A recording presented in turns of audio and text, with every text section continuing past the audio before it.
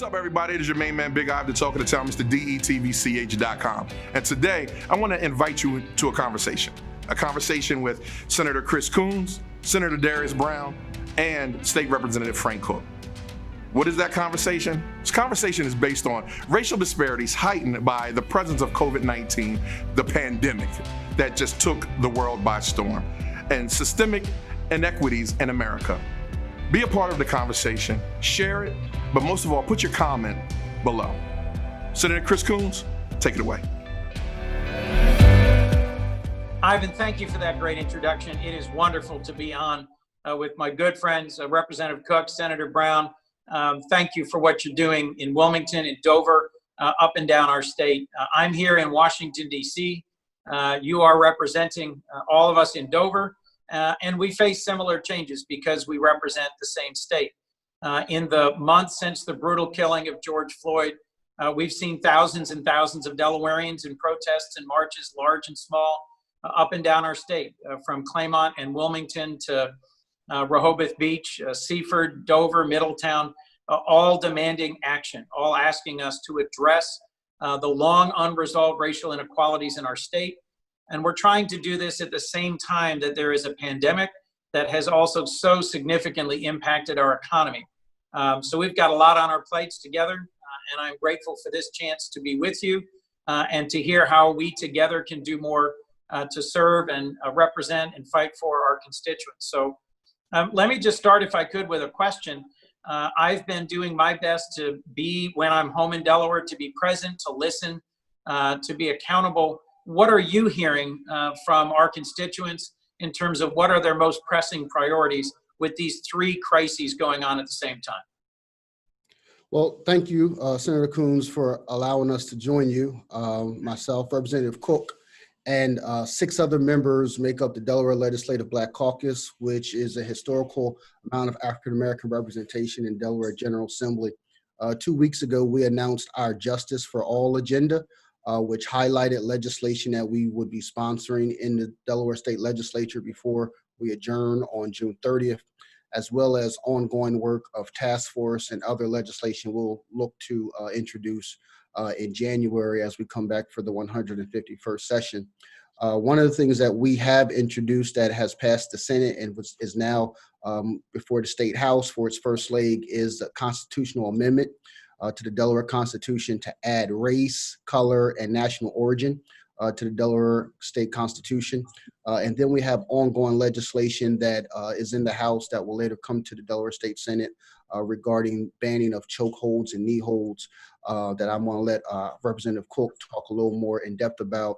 And then 2 task force that we've added to epilogue language in Delaware's Joint Finance Committee.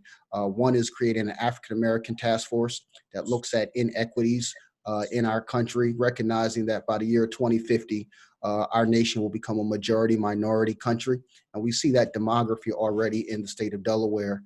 And then also recognizing by the same year 2050, the average net worth of African-American families in our country will be $0. And so it's important that we make investment in African-American communities over the next 30 years to make sure that they create the upward mobility for themselves and their families.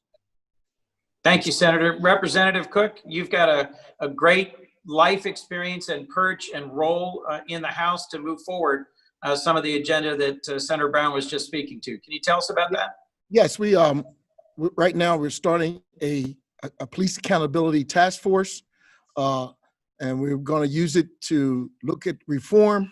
We're going to make some changes, and we're going to go forward with the different things dealing with policing, community policing. We're talking about the use of force.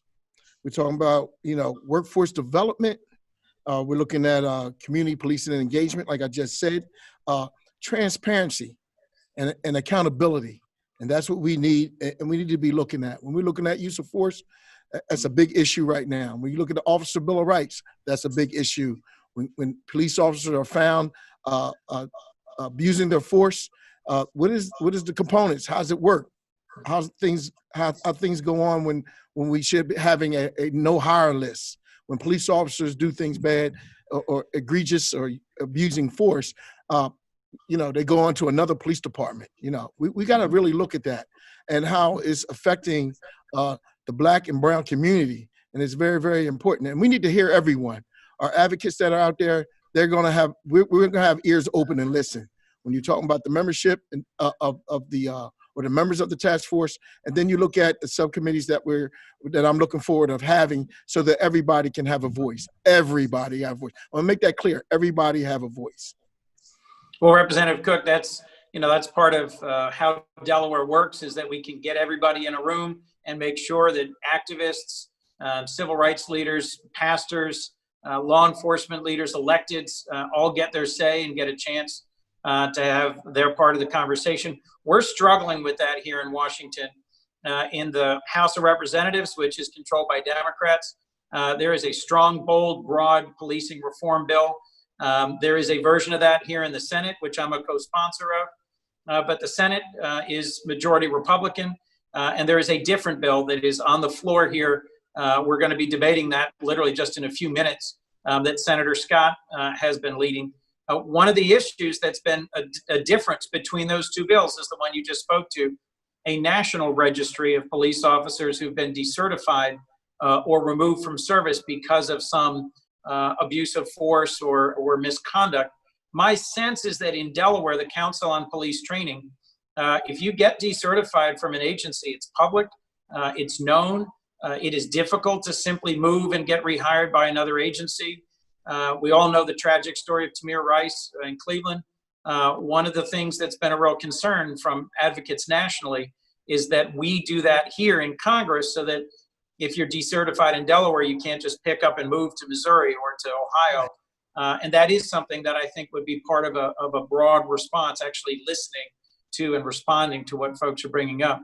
What are the other elements that you think we're most likely to make progress on in Delaware? Yeah, Senator, I do want to highlight, because of the great work of the caucus, as I talked about what we rolled out in our Justice for All agenda. So in addition to the constitutional amendment, we have legislation sponsored by Representative Nandicha Quocha and Senator Elizabeth Tizzy Lockman around banning the chokehold and knee hold. And so that legislation, again, is coming from the House to the Senate in the coming days. We also have the African American Task Force and the Law Enforcement Task Force, and then legislation that Representative Cooke is sponsoring around the publication of minorities when they have offenses. Representative Cooke has been a teammate as we've planned out how we're going to roll out these 8 bills, and he said that he would wait until January to introduce that bill in the Delaware State Legislature. However, our governor came out with an executive order last week banning that being done by the Delaware State Police. So in the matter of less than 2 weeks, of the 8 things that we've proposed, 5 of them have either been legislated or executive orders. So that's great progress that we've seen in the state of Delaware in comparison to other states, even the state of Minnesota, where unfortunately the tragic incident occurred and the legislature has not made the same amount of progress that we have made in the state of Delaware. So that's important. But again, as you talked about, we are dealing with criminal justice issues, police brutality issues. We are dealing with a global pandemic and COVID-19, and then also economic crisis that we're currently facing. And as you know, in DC, what is projected to be 24, 36 months out of an economic depression that we have to prepare for, and we have to make sure that we're servicing our constituents up and down the state of Delaware, but also with your leadership in DC, how we make sure that the national economy is strong. One of the things, Senator Brown, that I am working on the Small Business Committee where I serve, and the Appropriations Subcommittee that funds the SBA, is a program that helps small nonprofits, including houses of worship, helps small businesses, including sole practitioners, self-employed individuals. It was difficult for folks, particularly in the minority community in Delaware, particularly those who don't have an existing banking relationship. It was difficult for them to get access to this PPP or Paycheck Protection Program. I've introduced a bill that would prioritize and focus resources for access to credit. It'll strengthen community development financial institutions like Stepping Stones Credit Union on the east side that makes available low-cost loans so people don't have to go to payday lenders. It makes available on better terms, mortgages or loans for businesses. And we are going to push forward on a second round of this PPP loan to grant program that is specifically targeted at the smallest businesses and nonprofits that have taken the biggest hit. I do think that's something we can get done. There's bigger, more structural stuff we've got to do around access to healthcare, access to education, and access to opportunity. What are you hearing as we try and reopen schools and try and recover from this pandemic are the most pressing ways that we here in the federal government could be supportive and helpful of your great efforts in Delaware? Well, I can say this. I just had a slight meeting with the Colonial School District just yesterday, and we're looking at making sure that transportation is a big issue for those who are disabled, those with disabilities. We really got to look at that. They're looking at, trying to make sure that everybody is engaged, including the whole family, the neighborhood, the people, about how we're going to address engagement in our schools with this COVID-19 that's going on. And that's very important because buses are going to have to almost be running around the clock because of the different CDC rules and regulations and compliances that must be implied with transportation. And then getting engagement with our children at these schools and our students that, we're doing a lot of things dealing with the computer and doing a lot of things at home. And now's the time that I must say we're going to get much, much tighter about things at home dealing with families than ever before. We've got 17 million Americans across this whole country who are school kids who have no access to the internet at home. That is another thing I've introduced a bill on, we've had a hearing on. I am pushing something called the Federal Communications Commission, or FCC. That's who regulates the internet and cell phones and that sort of service. We are pushing billions of dollars into the FCC for them to distribute out to states and school districts for grants for mobile hotspots and for access to the internet from home. Because one of my big concerns is when schools got shut down in the spring, there were lots and lots of Delaware students who got left out and left behind. And where we've already got inequality, that access to education just makes it bigger, makes it deeper, makes it harder. So as we look at reopening schools this fall, I'm interested in hearing more from school nurses. I just did a Zoom meeting with Delaware's nurses and school nurses in particular. And I'm interested in and concerned about whether or not students are going to have access to the internet to do homework at home, especially if we have another surge of this pandemic in the fall and may have to cut back on or shut down schools in the fall. Hopefully not. I don't mean to scare anybody, but we've got to be prepared. Yes, that's what we talked about yesterday with the Colonial School District, that they have a plan and they're going forward and they're really using the people in the neighborhoods and families to implement what they have to do. And also, I found out that our wellness centers have been open and never closed in our district to help out these families of disparities and what's going on with our students dealing with trauma and all the things that are going on today in our nation. Yeah, I also want to add, and again, as chair of the Black Caucus, I always want to give credit to the caucus and the work that they've done, we've all done together over the last 3 months, working with our governor and the Delaware Department of Health and Social Services to make sure that there was COVID testing sites in minority communities up and down the state. And now that that infrastructure has been fully built out, we see testing sites every day at multiple locations around the state. And we're able to use that data and also the experience over the last 3 to 4 months, not only in testing, but also in tracing and tracking. And so as we go into the fall months, as I've spoke with our new secretary of DHSS, Molly McGarrick, that is one of the things that they're going to be adding to the implementation as we prepare for the fall and going back to school. Many of our school districts will have staggered schedules where different grades will be going in for different periods of time throughout the day and throughout the school year.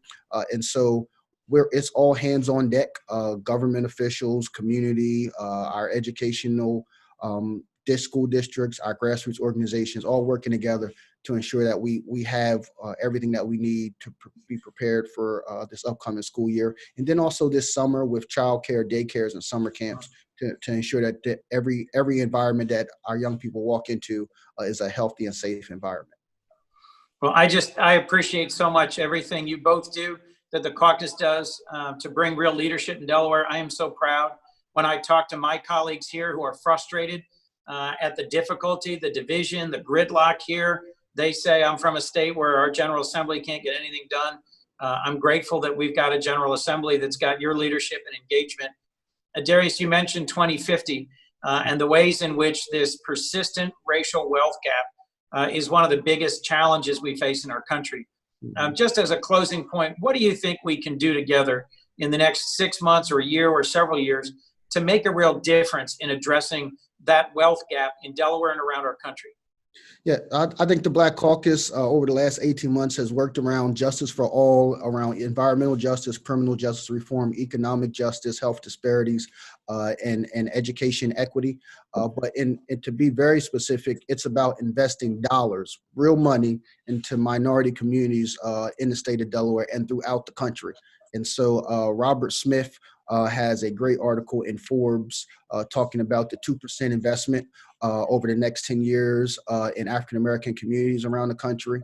And so as the Delaware Legislative Black Caucus, we're looking to implement something similar here in the state of Delaware, where we're able to drive state resources, philanthropic resources, our banking, legal community, our corporate community to give and donate towards housing development, economic development, entrepreneurship in the state of Delaware and African-American communities. And I want to say one more other thing is that we really got to also look at our environmental disparities that we have in our Route 9 corridor or in the state of Delaware, all the way down to Ellendale. So we got to look at that also and make sure that we get what we deserve. Water infrastructure. Representative Cook, go and say it. Water infrastructure. Yes, we really got to fight for that. Yes. Clean water, clean air, better Yeah. schools, safer healthcare, access to learning, access to credit, opportunity. And those are the sorts of things that I'm excited to work with you on because we have to meet this moment. There have been other times in our past in Delaware and nationally when folks took to the streets, mobilized, protested. But the thing that I choose to see some encouragement in is that as I've been to protests and marches in places as different as Wilmington and Middletown, I see such a broad range of Delawareans of all different ages and backgrounds and persuasions and interests out in the streets saying they want change. I think we have to meet this moment, and we've got the opportunity to do so with your leadership. So I have to go vote. Thank you for the opportunity to be with you. I so look forward to the time when we can be together in person, and I'm grateful for what you do and for what the Black Caucus is bringing to leadership in Dover to address all the challenges facing us in Delaware. Thank you all very much for being on with me today, and I look forward to being together again soon. Thank you for having me. Thank you for your support. Really appreciate it.